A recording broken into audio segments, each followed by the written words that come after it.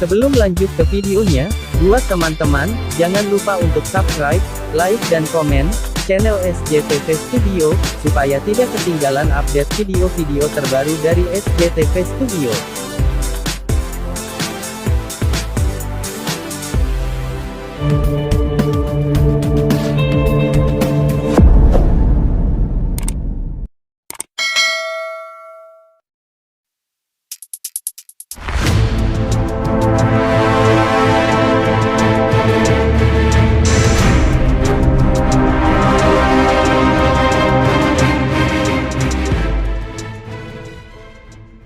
Program pembangunan infrastruktur kerap menghadapi tantangan. Salah satunya pembangunan infrastruktur jalan tol yang sering terhambat, terutama dalam hal pembebasan lahan. Kendala ini terjadi karena, tidak semua lahan yang digunakan untuk infrastruktur tersebut, merupakan milik pemerintah. Banyak juga lahan-lahan milik masyarakat yang harus dibebaskan.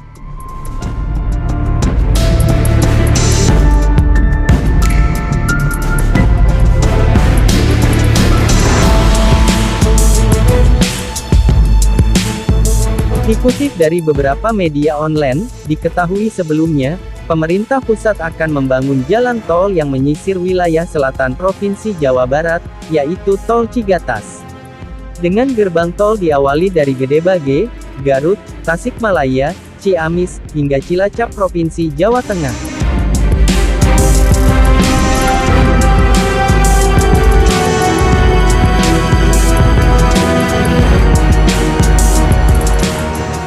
Khusus di wilayah Kabupaten Ciamis.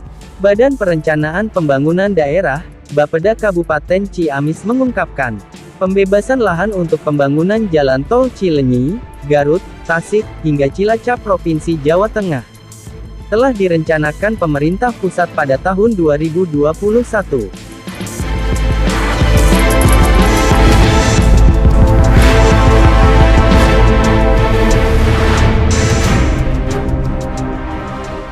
Sementara untuk wilayah Kabupaten Ciamis sendiri, baru ada sosialisasi dari Kementerian Pusat ke pemerintah Kabupaten Ciamis bahwa akan dilaksanakan pembebasan lahan, namun waktunya belum bisa dipastikan.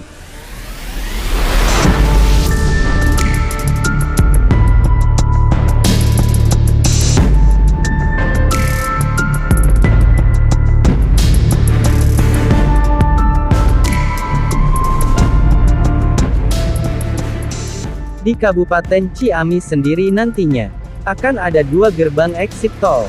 Pertama di Kelurahan Linggasari Kecamatan Ciamis, dan yang kedua di Kecamatan Pamarican.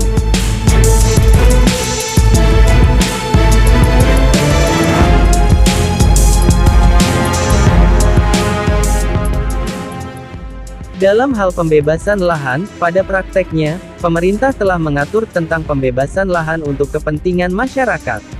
Mekanisme appraisal atau penilaian harga tanah, dilakukan oleh Kantor Jasa Penilai Publik, KJPP. Dengan perhitungan berdasarkan bidang per bidang.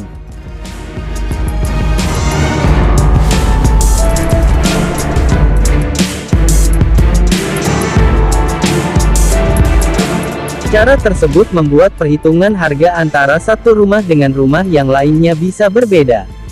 Proses appraisal di era pemerintahan sekarang pun telah memasukkan perhitungan non-fisik.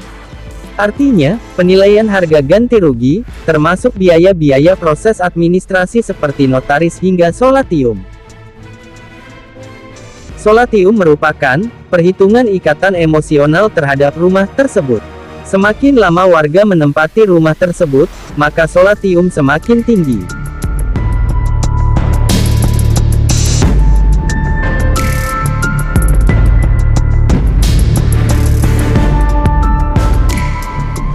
Jika masyarakat setempat tidak sepakat soal harga pembebasan lahan, maka ada langkah lain yang bisa ditempuh.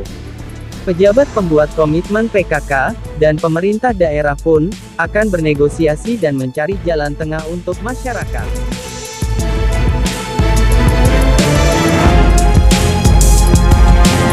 Wilayah Kabupaten Ciamis akan dilewati jalan tol sepanjang 33 km yang akan melintasi 22 desa dan 1 kelurahan di 4 kecamatan. Dan ada sebanyak kurang lebih 2.400 bidang tanah milik, yang harus dibebaskan.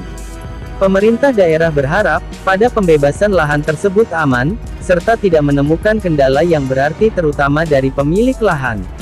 Karena hal ini sangat rentan dimanfaatkan oleh para calo tanah, yang nantinya akan merugikan masyarakat khususnya para pemilik tanah. Sehingga, jika pembebasan lahan lancar, pembangunan jalan tol Bandung Cilacap pada tahap 2 pun akan lancar.